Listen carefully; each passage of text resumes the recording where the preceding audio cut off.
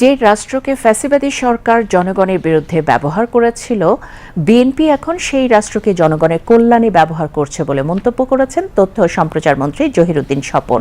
তিনি আজ সকালে উত্তরার দক্ষিণখানে ঈদ সামগ্রী বিতরণ অনুষ্ঠানে কথা বলেন। সমাজটাকে বিগত ফ্যাসিবাদী সরকার ভেঙে ফেলেছে জানিয়ে তথ্যমন্ত্রী বলেন, ফ্যামিলি কার্ড, কৃষক কার্ডের মতো জনকল্যাণধর্মী কর্মসূচি দ্রুততম সময়ে বাস্তবায়নের মধ্য দিয়ে বিএনপি নির্বাচনে প্রতিশ্রুতি পূরণে দৃষ্টান্ত স্থাপন করেছে। জহিরুদ্দিন স্বপন জানান, প্রতিহিংসা ফেরত আনতে চায় না বিএনপি। প্রতিশোধ নয়, আইনের মাধ্যমে বিচার নিশ্চিত করা হবে। কোনো অপরাধকে তামাদি হতে দেওয়া হবে না বলেও জানান তথ্য ও সম্প্রচার মন্ত্রী।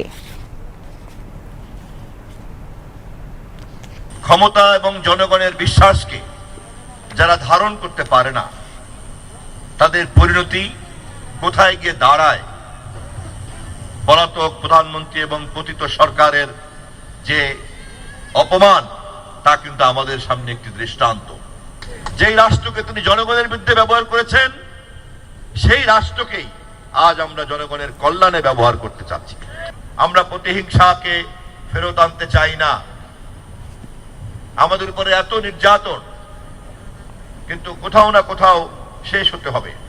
আমরা যদি আবার প্রতিহিংসার আগুনকে বৃদ্ধি করি, আবার সেই প্রতিহিংসার যারা ভিকটিম হবেন, তারা আবার পরবর্তীতে আবারও প্রতিহিংসা চালিয়ে যাবেন। একটা দেশ এভাবে চলতে পারে না। আমরা কোনোভাবেই প্রতিশোধের মধ্যে যাব না।